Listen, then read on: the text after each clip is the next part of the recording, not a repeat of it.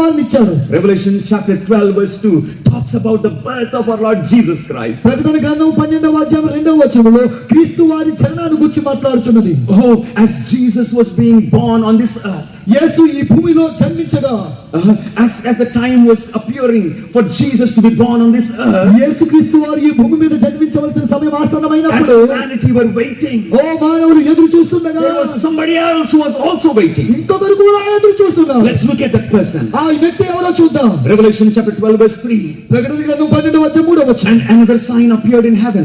Behold, a great fiery red dragon having 7 heads and 10 horns and 7 diadems on his heads.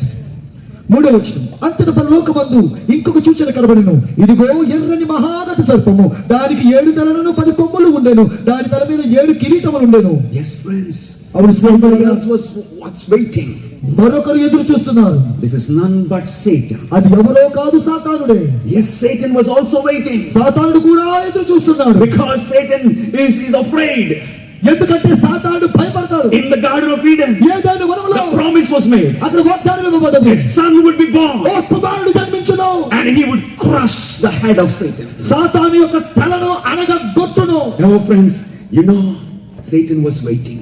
ప్రియ స్నేహితులారా, సాతాను ఎదురు చూస్తున్నాడు తెలుసా? For what? ఎందుకు ఎదురు చూస్తున్నాడు? Let's go and see verse 4. 4వ వచనాన్ని మనం చూద్దాం. Description about Satan. His tail drew 1/3 of the stars of heaven and threw them to the earth.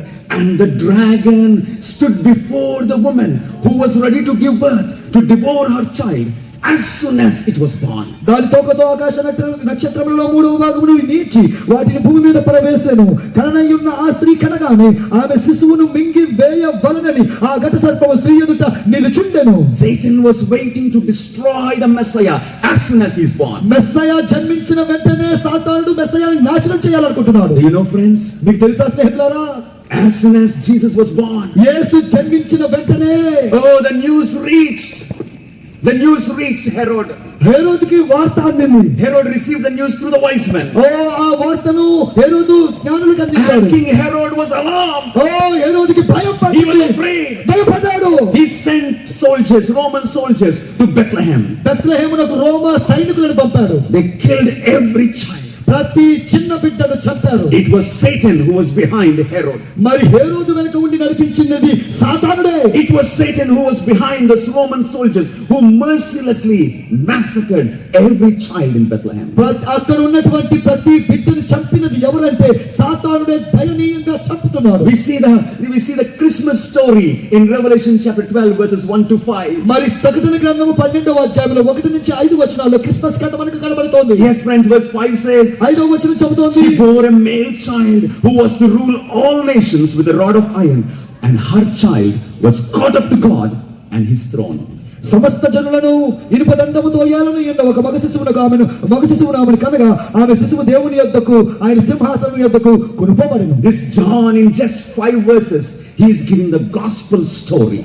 ఈ యోహాను 5 వచనాల్లో సువార్త కథను చెబుతున్నాడు. Talking about the birth of Christ, క్రీస్తు యొక్క జననమును గురించి మాట్లాడుతూ, and the ministry of Christ, క్రీస్తు యొక్క సేవను గురించి మాట్లాడుతూ, crucifixion, resurrection and ascension of Jesus ఆయన Christ. హింస, శ్రమ, పునరుత్థానం, పరలోకానికి ఆరోహణమై వెళ్ళి He is giving a summary of the gospel. సువార్త యొక్క తాత్పర్యాన్ని ఇస్తున్నాడు. Yes friends, Jesus was caught up to God. అవును స్నేహితులారా, యేసు పరలోకానికి ఎక్కిపోయాడు. And so Satan could not do anything. సాతానుడు ఏమీ చేయలేకపోయాడు. Messiah came. మెస్సయా వచ్చారు. He defeated Satan. సాతానుడు ఓడించాడు. Satan tried to tempt him in the wilderness. ఆ అరణ్యములో సాతానుడు ఎంతో శోధించాడు ఆయన. Throughout his ministry, Satan tried to tempt Jesus Christ. సాతానుడు ఎన్నో సార్లు to make శోధించాడు. him commit one sin, ఒక పాపము చేసినట్లు, or speak one bad word, ఒక చెడ్డ మాట or మాట్లాడినట్లు, think one evil thought. చెడ్డ ఆలోచన ఒకటి కలిగినట్లు. That would be enough to disqualify Jesus to be your savior and my savior. నీ రక్షకుడు నా రక్షకుడు ఉండకుండా రక్షకుని చేయడానికి ఆ ఒక్క కారణం చాలు. Jesus defeated Satan not only in the wilderness.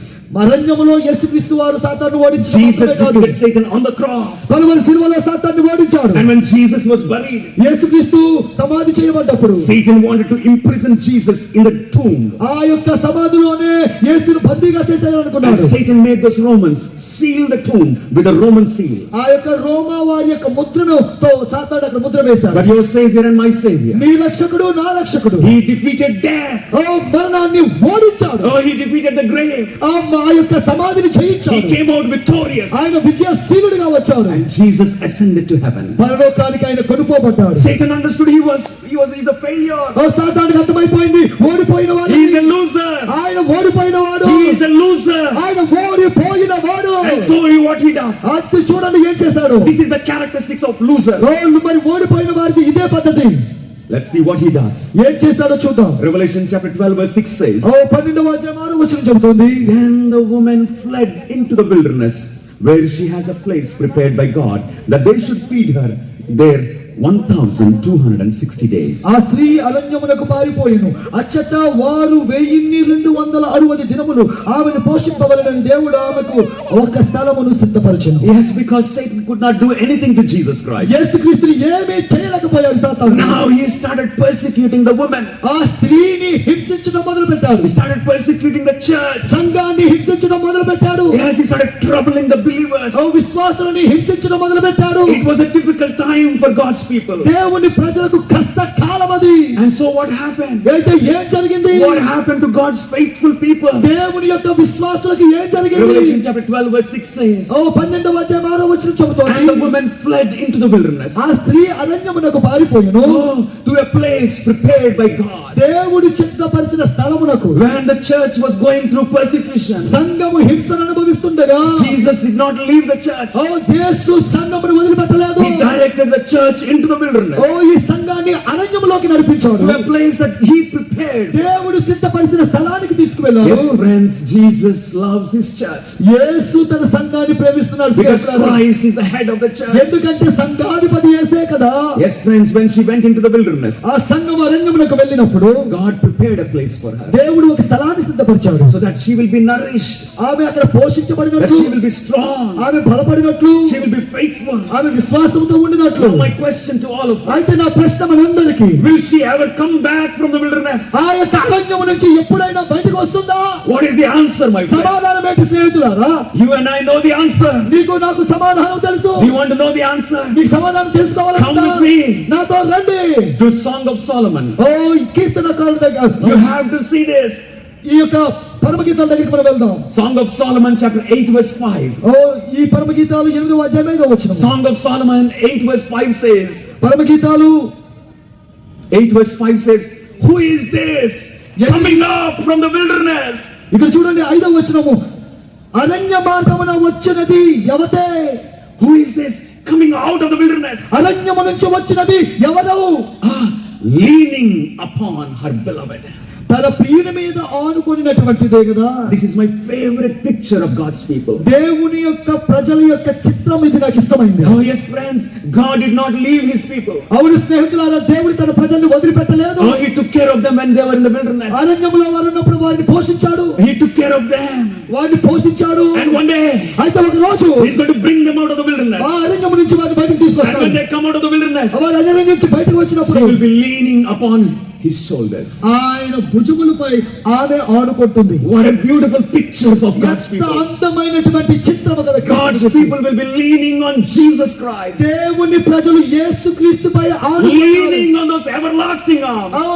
ప్రేమ కలిగిన చేతులపై ఆనుకుంటారు. Leaning on those strong shoulders of our Lord Jesus Christ. బాహువుల మీద, యేసు బాహువుల మీద వారు ఆనుకుంటారు. Christ doesn't leave us. క్రీస్తు మనల్ని వదలలేదు. When Satan tempts us, సాతాను మనల్ని శోధించినప్పుడు, when Satan disturbs us, సాతాను మనకి గందరగోళం తెచ్చినప్పుడు, when Satan causes troubles in our lives, మన జీవితంలో సాతాను ఇబ్బందులు తెచ్చినప్పుడు, he doesn't leave us. యేసు మనల్ని వదిలిపెట్టడు. He is faithful. ఆయన మనకి విశ్వాసంతో He will bring us out of those troubles. ఆ సమస్య నుంచి He will bring us out of the wilderness. ఆ అరణ్యం నుంచి బయటకు తీసుకొస్తాడు. And when you come out of that wilderness, ఆ అరణ్యం నుంచి బయటపడిన తర్వాత you will be stronger than before. మునుపటి కంటే బలాన్ని పొందుతావు. Hallelujah. Hallelujah. It's because of Jesus Christ. ఇది యేసుక్రీస్తుని బట్టి మాత్రమే. Because of him we can have victory. ఆయనను బట్టి మనకు విజయం వస్తుంది. Because of him we can have salvation. ఆయనను బట్టి మనకు రక్షణ దొరుకుతుంది. You don't have to give up.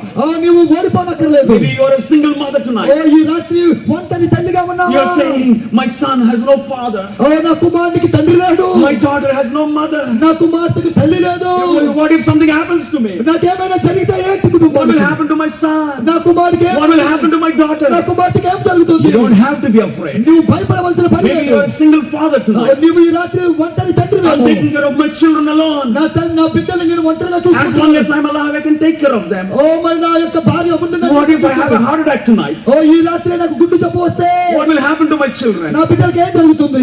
Maybe you're a pastor. నీవు pastor గారివేమో. Oh, you have true love for your sheep. నీ మందను నిజమైన ప్రేమను చూపావు. You're praying for them every day. వారి కొరకు అనుదినము నువ్వు ప్రార్థిస్తున్నావు. But sometimes you see them fighting among themselves. ఓ కొన్నిసార్లు వారి మధ్యనే యుద్ధం చేసుకుంటారు. And then you wonder, ఓ నీవు ఆశ్చర్యపోతుంటావు. what will happen to this church? ఈ సంఘం ఏమైపోతుందయ్యా? Will they ever grow up into the image of our Lord Jesus Christ? మన ప్రభువైన యేసుక్రీస్తు యొక్క స్వరూపంలోనికి వారు ఎప్పటికైనా You don't have to be worried, dear నీవు pastor. భయము చెందవలదు. Maybe you're an elder, ఓ నీవు పెద్దవేమో. a deacon or a oh deaconess. ఒక పరిచారకుడు పరిచారినివేమో. And you have a burden for your people. ఓ నీ ప్రజల కొరకు భారాన్ని కలిగి You ఉన్నావు. don't have to be worried. నీవు భయము చెందవలసిన పని లేదు. Jesus will bring his church. యేసు తన సంఘాన్ని He will bring తీసుకొస్తాడు. them out of the wilderness. ఓ అరణ్యము నుంచి యేసు తన సంఘాన్ని And when తీసుకొస్తాడు. Jesus brings them out of the wilderness, ఆయన వారిని అరణ్యం నుంచి he తీసుకొచ్చినప్పుడు will be leaning upon his shoulders. యేసు యొక్క భుజములపై సంఘం ఆనుకుంటుంది. Tonight, Jesus is holding you upon your shoulder. ఈ రాత్రి యేసు తన భుజములపై ఆయన కాయుచున్నాడు. Sometimes we may be thinking, కొన్నిసార్లు నువ్వు my ఆలోచించవచ్చు. strength is not oh sufficient. నా బలము I చాలదే. cannot handle this oh temptation. దీన్ని నేను సాధించలేనే. These problems that I have are too many. నాకున్న సమస్యలు అనేకములు. One problem after another. ఒక సమస్య వెంబడి మరి ఒక సమస్య. This stress is too much. ఓ నాకు వచ్చే ఒత్తిడి చాలా ఎక్కువ. Jesus can put you on his shoulders. యేసు తన భుజములపై నిన్ను పెట్టుకుంటున్నాడు. He will raise you up. నిన్ను లేవనెత్తుతాడు. He will raise you up more than what you can bear. నీవు లేవనేనంత ఎత్తైన స్థలములో నిన్ను పెడతాడు. దేవునికి స్తోత్రం. Jesus will never leave us. యేసు మనల్ని ఎన్నడూ He will వదిలిపెట్టడు. never forsake us. మనల్ని ఎన్నడూ వినడాడు. His friend